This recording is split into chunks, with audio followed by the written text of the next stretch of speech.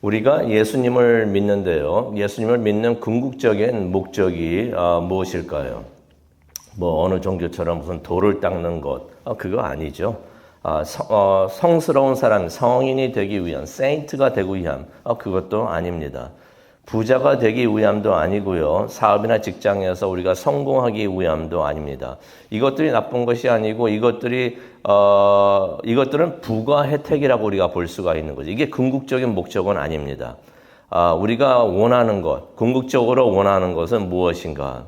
3장, 요한복음 3장 16절이 되겠죠. 우리가 구원을 받기 위한 것입니다. 구원을 받아가지고 우리가 천국에 가는 것을 우리가 원하는 것입니다. 그래서 우리가 예수님을 믿고 또 신앙생활을 하는 것입니다. 왜냐하면 우리는 죽음 후에 삶이 있다는 것을 믿습니다. 믿으십니까? 우리가 이 세상에 살아봐야 뭐 100년 더 이상 살겠습니까? 그런데 우리가 죽은 후의 삶은 영원히 되는 것이에요. 영원히 되는데 그 영원히 되는 것을 버리고 이 세상에 잘 살기 위해서 우리가 노력을 한다면 그건 너무나 아쉬울 것 같아요. 100년 살다가 영원히 완전히 우리가 죽은 후에 삶이 있는데 그 삶이 있다는 것은 어디에 간다는 얘기인데 천국과 지옥이 있습니다. 천국과 지옥이 있는데 지옥에 영원히 가면은 그것처럼 얼마나 안타까운 일이 없을까 생각이 되는데 우리가 천국에 가야죠. 그래서 우리가 죽은 후에 반드시 천국에 가기를 원하는데 갈 수 있는 방법은 딱 하나. 예수님 믿는 것밖에 없습니다. 예수님을 믿으면은 우리가 죽은 후에 천국에 가게 되는데 천국에서 그래서 영원하게 있게 되는 줄로 믿습니다. 그런데 우리가 영원히 있게 될 그 천국이 어떻게 생겼는지 혹시 궁금하십니까? 혹시 갔다 온 사람이라도 있으면 좀 물어보면 좋을 텐데, 거기 어땠습니까? 우리 유럽 갔다 오신 분들 있으면, 거기 독일 어땠습니까? 뭐가 어땠습니까? 물어보기는 할 텐데, 천국 갔다 온 사람이 있으면 물어봤으면 참 좋겠는데, 근데 가만히 생각을 해보니까 갔다 온 사람이 있습니다. 요즘에 보면은 뭐 천국 갔다 왔다고 하는 사람들 다 있는데 믿을 수가 없어요. 왜냐면은 갔다 온 다음에 내용이 비슷해야 되는데 내용이 완전히 다른 내용이 막 있다 보니까 이게 믿을 수가 없어요. 그런데 천국을 가서 본 사람이 있는데 이 사람은 믿을 수가 있어요. 왜 믿을 수가 있느냐? 예수님의 12제자 중에 한 명이에요. 12제자 중에 한 명이고 요한계시록을 기록을 한 저자이기 때문입니다.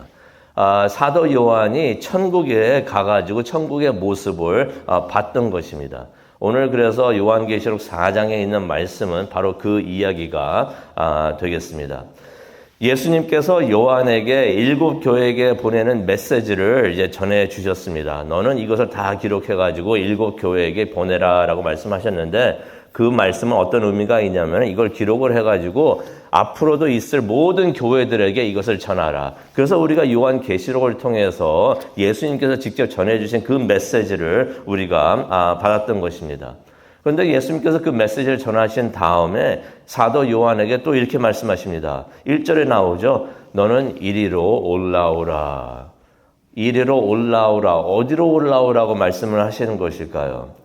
1절을 계속을 보니까요. 이런 말씀을 하십니다. 예수님께서 하신 말씀인데 내가 이후에 일어날 일들을 네게 보여주겠다라고 말씀을 하십니다. 이전에 1장 19절 제가 중요하다고 그래가지고 그 밑줄 그라고 그러셨죠.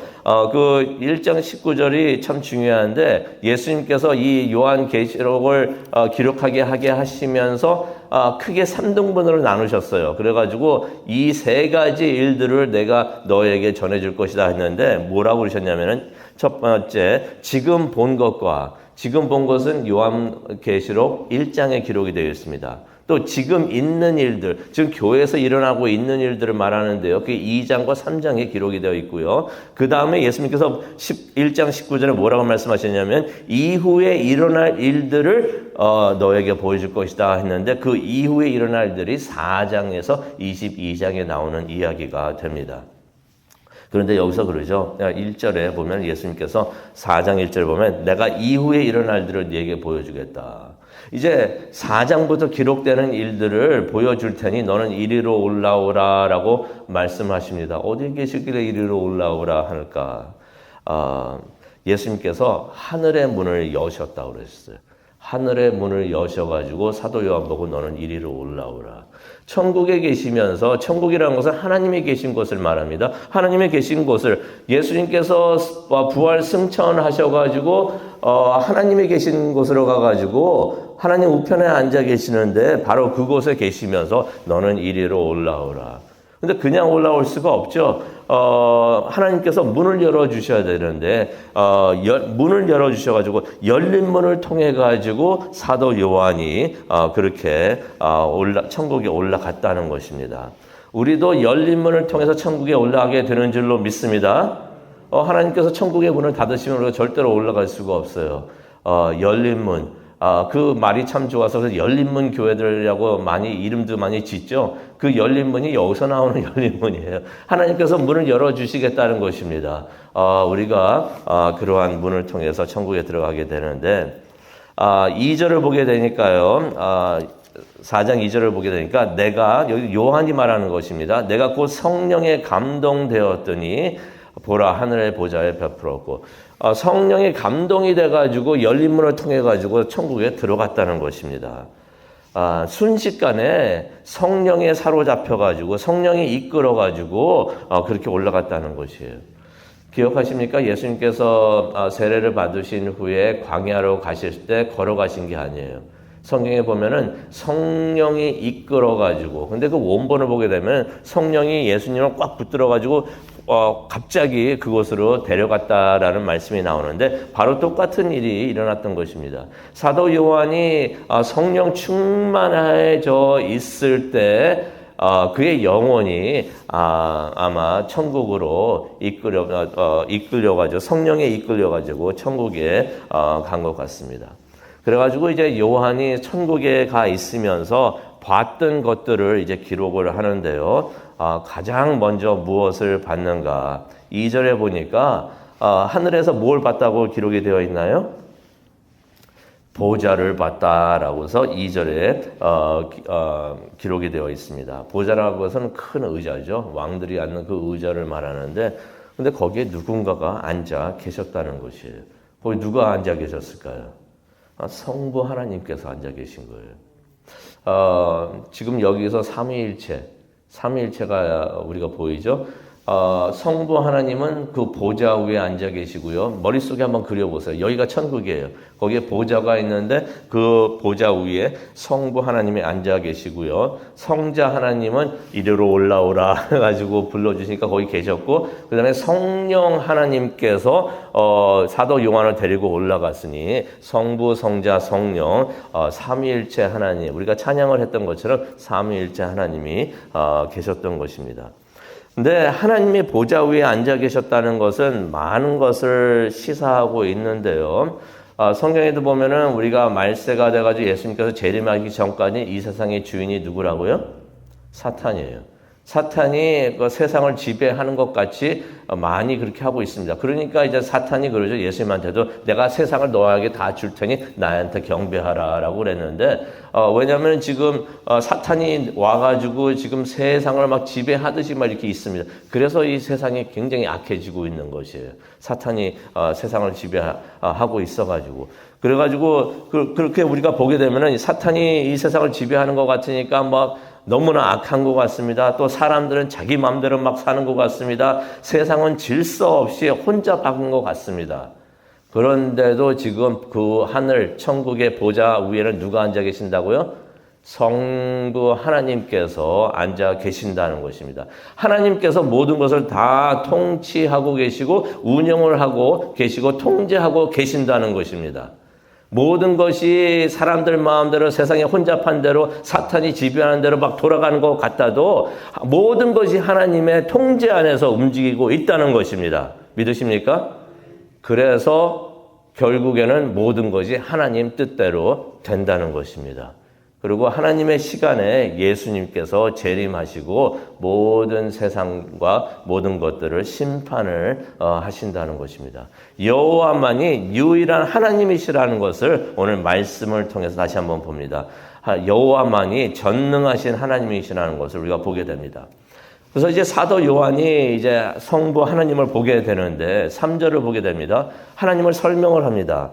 그가 벽옥과 홍옥 같고 무지개가 보좌를 둘러싸고 있는데 그 모습이 녹보석 같았다라는 말씀이 나옵니다.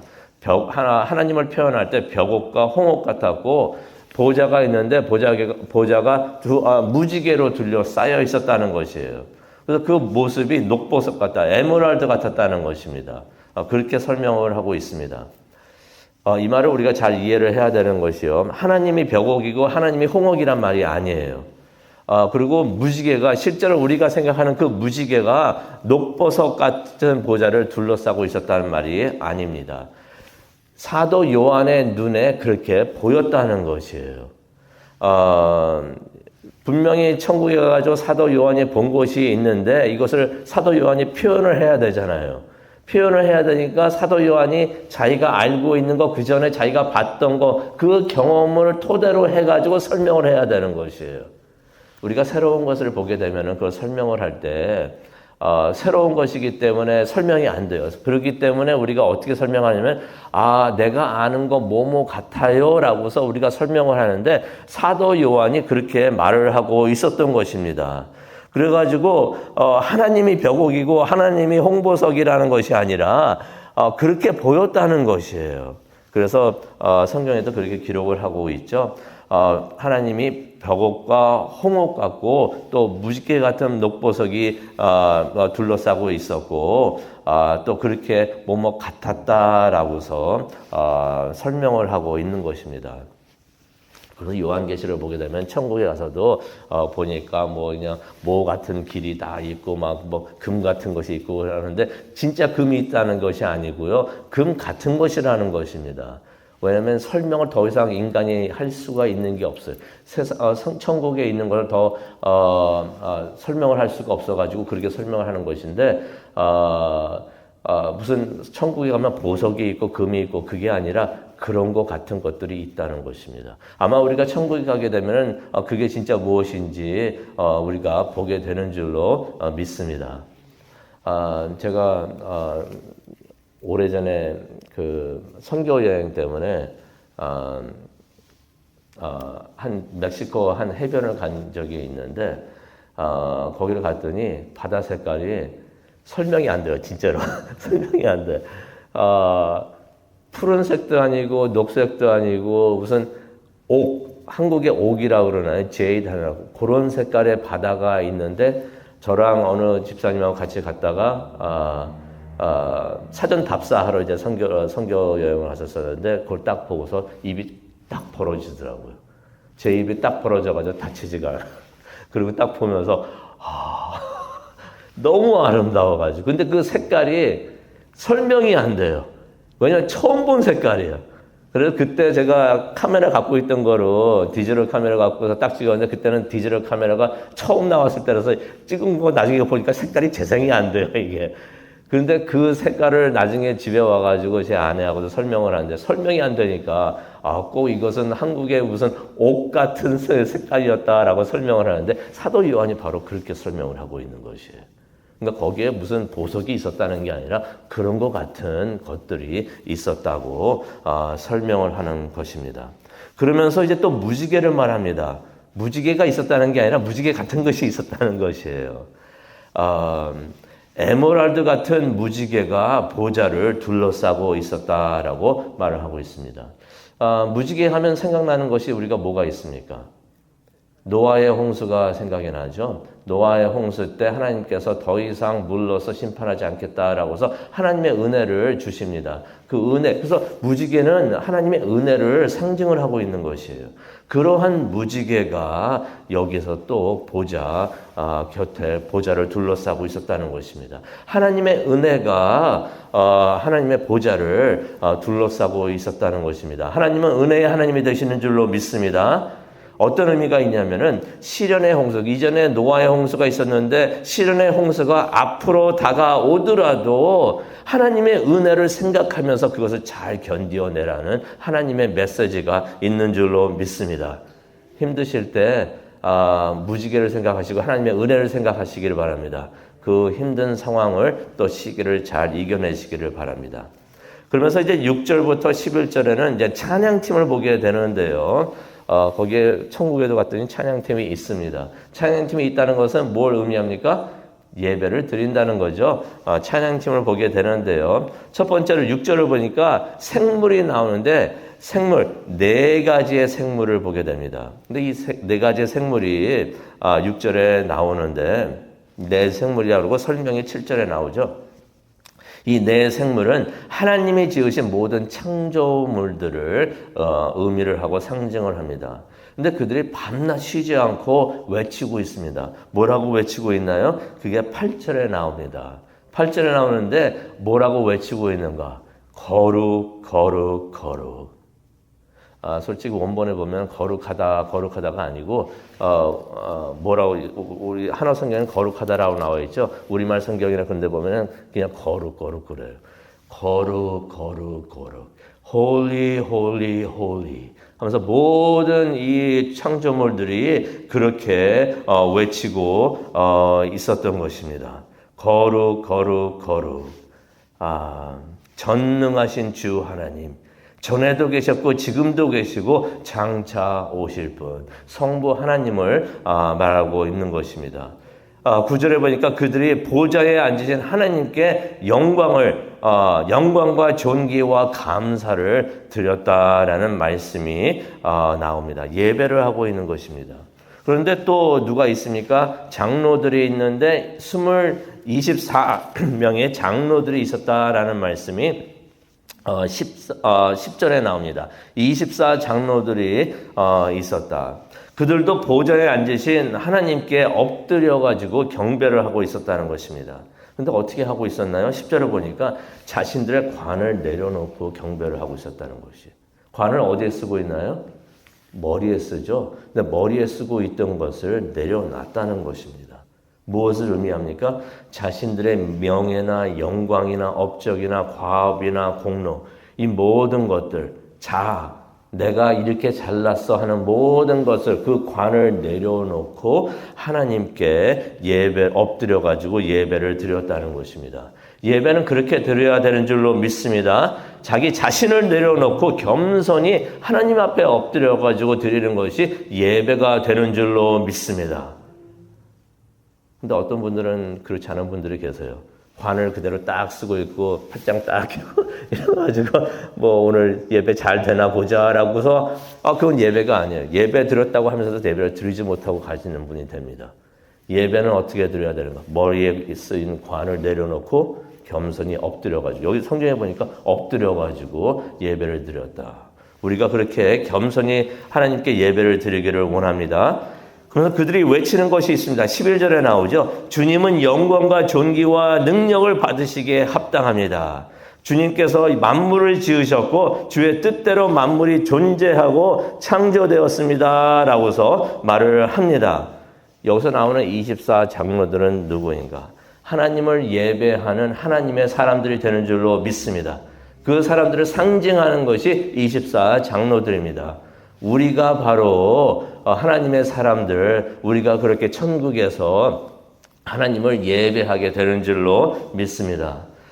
천국을 생각을 할 때 무엇을 상상을 하십니까? 천국의 모습이 어떠할까 생각을 하시면서 무엇을 생각을 하십니까? 성도님께서 바라고 있는 천국의 모습은 무엇입니까? 천국은요, 여러 가지를 생각할 수가 있지만 가장 중요한 것은 천국은 하나님이 계신 곳이 되는 줄로 믿습니다. 하나님의 영광 받으시고 모든 창조물이 그를 예배하는 것이 천국이 되는 줄로 믿습니다. 그래서 우리가 천국에 가서도 내가 뭘 얻을까라고 생각하는 것이 아니라 하나님을 가서 예배하고 하나님을 보면서 예배할 수 있다는 것이 얼마나 축복이 되는 것인가 우리가 생각을 하면서 우리가 오늘 아침 기도하는 시간을 갖기를 원합니다. 예배하는 것이 천국이다라고 생각을 하고 우리가 하나님을 예배하는 그곳, 이곳이 바로 지금 하나님을 예배하고 있는데 이곳이 또 천국이 되는 줄로 믿습니다. 하나님이 계시고 하나님을 예배하는 곳이 천국이 되고 우리 교회가 천국이 될 수가 있고 우리 가정이 천국이 될 수 있고 우리 삶이 천국이 될 수가 있는 줄로 믿습니다. 그것을 위해서 기도하는 우리 모두가 되기를 간절히 축원합니다. 기도하시겠습니다. 사랑과 은혜로 충만하신 하나님 아버지 감사합니다. 오늘 이 아침 하나님 앞에 나와서 하나님을 예배합니다. 천국이 어떻게 생겼는지 궁금할 때가 있는데 그 천국의 모습을 알려주시니 정말로 감사합니다. 하나님을 예배하는 것이 천국이 되는 것을 깨닫고 항상 우리가 예배하면서 하나님을 높이고 하나님을 예배하면서 천국에 우리가 지금 이 세상에 살더라도 천국을 체험을 하고 더 완벽한 천국을 향하여 우리가 살아갈 수 있는 우리 모두가 될 수 있도록 하나님 은혜 내려 주시옵소서. 감사합니다. 예수님의 이름으로 기도합니다. 아멘.